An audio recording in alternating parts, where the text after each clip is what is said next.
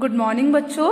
तो आज हम ईवीएस में चैप्टर 19 टेक्सटाइल्स की एक्सरसाइजेस फिल करेंगे। आज हम क्या करेंगे बच्चों? आज हम अपने ईवीएस के चैप्टर 19 टेक्सटाइल्स की एक्सरसाइजेस फिल करेंगे। तो बच्चों, एक्सरसाइजेस फिल करने से पहले एक बार चैप्टर का रिवीजन कर लेते हैं। तो चलिए लेट्स समराइज। चलिए चैप्टर को एक बार रिवाइज कर लेते हैं। तो clothes protect our body from changing weather। clothes protects मतलब कपड़े बचाते हैं our body हमारे शरीर को from changing weather बदलते मौसम से। तो बच्चों, कपड़े क्या करते हैं? कपड़े बदलते मौसम से हमारे शरीर को बचाते हैं। अगला देखते हैं। अगला है a textile is a material that is woven from yarn। A textile is a material that is woven from yarn। मतलब टेक्सटाइल एक मटेरियल है, टेक्सटाइल एक सामग्री है that is woven from yarn जो सूत से बुना जाता है। कपड़ा एक सामग्री है, कपड़ा एक मटेरियल है जो सूत से बुना जाता है, मतलब धागे से बुना जाता है। कपड़ा किससे बुना जाता है बच्चों? धागे से बुना जाता है। ओके, अगला देखते हैं। Tie and dye kalamkari, block painting, embroidery, ikat and batik are ways to make design on clothes. मतलब क्या है बच्चों? Tie and dye, kalamkari, block painting, embroidery, ikat and batik are ways to make designs on cloth. मतलब tie dye, kalamkari, block painting, embroidery, ikat और batik कपड़े पर design बनाने के तरीके हैं। क्या हैं? कपड़े पर डिजाइन बनाने के तरीके हैं। कौन कौन से तरीके सीखे आपने इस चैप्टर में? टाई एंड डाई, कलमकारी कैसे करते हैं, ब्लॉक पेंटिंग कैसे करते हैं, एम्ब्रॉयडरी कैसे करते हैं, इकत को कैसे किया जाता है और बटिक को कैसे किया जाता है। ये क्या है? ये कपड़े पर डिजाइन बनाने के तरीके हैं। तो आपको समझ आया? चलिए अगला देख लेते हैं। तो अगला है the clothes people wear depend on region, climate, season and fashion. The clothes people wear मतलब कपड़े लोग जो पहनते हैं, लोग कपड़े पहनते हैं, कपड़े जो लोग पहनते हैं। Depend on region, climate, season और फैशन। वो निर्भर करता है किस पर? रीजन मतलब क्षेत्र पर, क्लाइमेट मतलब जलवायु पर, सीजन मतलब मौसम पर और फैशन मतलब फैशन पर। तो बच्चों, आपको क्या समझ में आया? लोग जो कपड़े पहनते हैं वह क्षेत्र, जलवायु, मौसम और फैशन पर निर्भर करता है। हम लोग जो कपड़े पहनते हैं वो किस पर निर्भर करता है बच्चों? हम जहाँ रहते हैं वहाँ की जलवायु कैसी है, हमारा जो क्षेत्र है वहाँ की जलवायु कैसी है, वहाँ मौसम कैसा रहता है और फैशन क्या है, उसके अनुसार उनके आधार पर ही हम जो कपड़े पहनते हैं वो निर्भर होते हैं। ठीक है, तो क्या समझ आया आपको? लोग जो कपड़े पहनते हैं वो क्षेत्र, जलवायु, मौसम और फैशन पर निर्भर होते हैं। ठीक है, चलिए तो आपको चैप्टर का रिवीजन हो गया। अब हम क्या करेंगे? अब हम अपने चैप्टर 19 टेक्सटाइल्स की एक्सरसाइजेस फिल करना स्टार्ट करेंगे।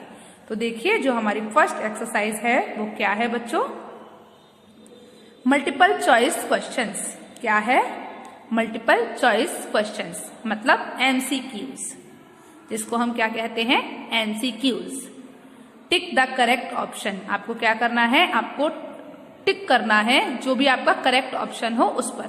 ओके, तो कलम means blank, pencil, pen, stick. कलम का अर्थ क्या होता है? कलम का मतलब क्या होता है बताइए? पेंसिल होता है, पेन होता है या स्टिक होता है? आप बता सकते हैं क्या होता है? कलम मीन्स पेन। क्या होता है बच्चों? कलम का मतलब पेन। तो कलम का सही आंसर क्या हुआ? पेन। कलम मीन्स पेन मतलब कलम का अर्थ पेन होता है। आपको समझ आया? चलिए अगला देखिए। Blank is famous for ikat मतलब इकात किसके लिए और कहाँ के लिए फेमस है? कौन से स्टेट के लिए इकात फेमस है? बताइए आप। आसाम, उड़ीसा या फिर पंजाब? आप बता सकते हैं कि इकात कहाँ के लिए फेमस है, कहाँ के इकात के लिए क्या प्रसिद्ध है, कौन सा स्टेट प्रसिद्ध है? आसाम, उड़ीसा या पंजाब? क्या है? उड़ीसा। तो लिख दीजिए ORISSA। Orissa is famous for ikat, मतलब इकात के लिए उड़ीसा प्रसिद्ध है। ठीक है, चलिए अगला देखते हैं। तो थर्ड नंबर का जो हमारा MCQs है वो क्या है? The traditional dresses of women, मतलब औरतों की ट्रेडिशनल ड्रेस मतलब पारंपरिक पोशाक है, क्या है? लुंगी, साड़ी, फिरन। मतलब महिलाओं की पारंपरिक पोशाक क्या है? बताइए आप लोग। लुंगी, साड़ी, फिरन। साड़ी क्या है बच्चों? ट्रेडिशनल ड्रेस साड़ी, SAREE, क्योंकि सबसे ज्यादा क्या पहनी जाती है? साड़ी पहनी जाती है। ओके, तो the traditional dress of women is sari. ठीक है, मतलब और महिलाओं की पारंपरिक ड्रेस क्या है? साड़ी है। चलिए अब हम अपना अगला MCQs देखते हैं। तो फोर्थ नंबर पर जो हमारा MCQs है वो क्या है? तो फोर्थ नंबर का जो MCQs है वो क्या है? Dyeing can be done using, मतलब डाई की जा सकती है, कैसे की जा सकती है? नेचुरल डाई से, सिंथेटिक डाई से, या बोथ A एंड B? तो बच्चों dyeing can be used, can be done using natural dye and synthetic dye, दोनों। तो हमारा जो आंसर है वो क्या है? Both A and B। तो हमारा आंसर इसमें क्या है? बोथ A एंड B, क्योंकि जो डाइंग होती है वो नेचुरल डाई से भी की जा सकती है और सिंथेटिक डाई से भी की जा सकती है, इसीलिए हमारा आंसर क्या है? C नंबर का आंसर है हमारा both A and B। Okay, चलिए तो अब हम अपनी अगली एक्सरसाइज देखते हैं। तो बच्चों C नंबर की जो हमारी एक्सरसाइज है वो क्या है बच्चों? देखते हैं। Fill in the blanks with the words given in the box. तो जो हमारी C नंबर की एक्सरसाइज है वो क्या है? Fill in the blanks with the words given in the box, मतलब आपको जो बॉक्स में वर्ड्स दिए हैं उन वर्ड्स से आपको ब्लैंक्स को फिल करना है। ठीक है, आपको यहाँ जो ब्लैंक्स दिए हैं वो आपको इन वर्ड्स से फिल करनी है। चलिए देखते हैं। तो जो हमारा पहला सेंटेंस है, पहला ब्लैंक है वो क्या है? Blank is a speciality of Rajasthan and is also called bandhani, मतलब आपको ऐसी चीज बतानी है जो राजस्थान की स्पेशलिटी है और उसे बंधनी कहा जाता है।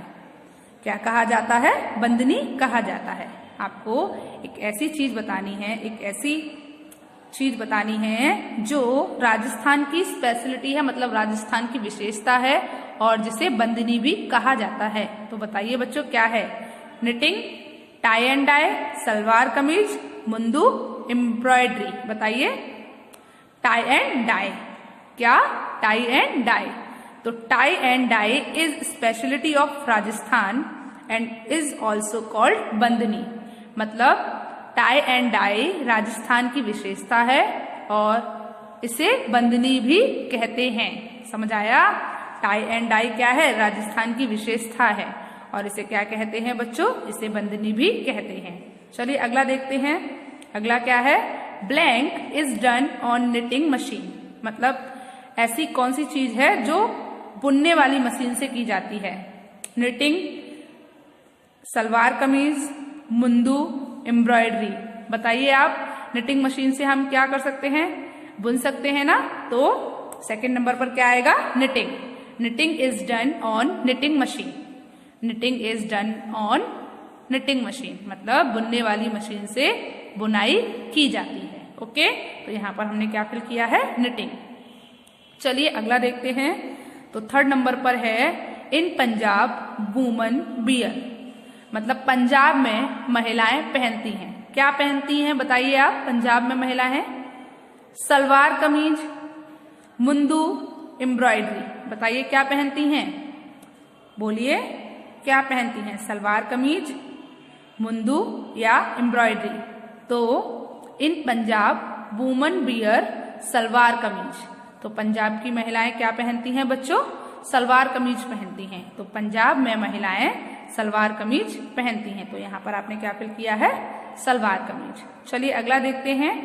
अगला है इन केरला, मतलब in Kerala man wear a lungi called blank and a shirt, मतलब केरला में लोग पहनते हैं एक लुंगी जिसको कहा जाता है और एक शर्ट, मतलब जिसको क्या कहा जाता है, उसे एम्ब्रॉयडरी कहा जाता है या मुंदू कहा जाता है। केरला में जो लोग लुंगी पहनते हैं, जो लुंगी होती है उसको क्या कहते हैं, और उसके साथ क्या पहनी जाती है, एक शर्ट पहनी जाती है। तो उस लुंगी को क्या कहते हैं बताइए, मुंदू कहते हैं या एम्ब्रॉयडरी कहते हैं, मुंदू कहते हैं। तो in Kerala man wear a lungi called mundu and a shirt, मतलब केरला में आदमी लुंगी पहनते हैं और शर्ट पहनते हैं, लुंगी पहनते हैं जिसे मुंदू कहा जाता है। ठीक है, तो इसमें हमने क्या लिखा है, मुंदू। चलिए अगला देखते हैं। 5th नंबर पर है blank is done using needle and thread, मतलब ऐसी कौन सी चीज है जो सुई और धागे के उपयोग से की जाती है। तो बताइए ऐसी कौन सी तरीका है कपड़े पर डिजाइन डालने का जो सुई और धागे की मदद से किया जाता है, धागे के उपयोग से किया जाता है। बताइए, एम्ब्रॉयडरी। क्या बच्चों, एम्ब्रॉयडरी सुई और धागे का उपयोग करके किया जाता है। तो इसमें हमारा जो हमने फिल किया है वो क्या है, embroidery. Embroidery is done using needle and thread. Embroidery is done using needle and thread, मतलब एम्ब्रॉयडरी मतलब कढ़ाई सुई और धागे का उपयोग करके की जाती है। तो बच्चों आपको समझ आई है फिल इन द ब्लैंक्स, एक बार देख लीजिए। Tie and dye is a speciality of Rajasthan and is also called bandhani. Second देखिए, knitting is done on knitting machine. Third देखिए, in Punjab woman wear salwar kameez. Fourth, in Kerala man wear a lungi called mundu and a shirt. Fifth, embroidery is done using needle and thread. तो बच्चों आपको fill in the blank समझ आ गए। चलिए अब हम देखते हैं जो हमारी अगली एक्सरसाइज है वो क्या है। ओके, तो जो हमारी डी नंबर की एक्सरसाइज है बच्चों वो है मैचिंग। क्या है, मैचिंग। बच्चों जिस तरीके से मैंने नंबर्स डाले हैं आपको भी नंबर ही डालने हैं। तो बच्चों चलिए स्टार्ट कर देते हैं। पहला है कश्मीर। कश्मीर के लोग क्या पहनते हैं बताइए, सलवार कमीज पहनते हैं, बाकू पहनते हैं, मेखला चादर पहनते हैं, फेरन सलवार पहनते हैं या मुंदू पहनते हैं। बताइए आप कश्मीर के लोग क्या पहनते हैं बच्चों, फेरन और सलवार पहनते हैं। ठीक है, कश्मीर के लोग क्या पहनना पसंद करते हैं, फेरन और सलवार। अगला है केरला। केरल के लोग क्या पहनते हैं बच्चों बताइए आप मुझे, केरल के लोग क्या पहनते हैं, बोलिए बोलिए। केरल के लोग क्या पहनते हैं, मुंदू पहनते हैं। सिक्किम में जो लोग होते हैं वो क्या पहनना पसंद करते हैं, सलवार कमीज, बाकू या मेखला।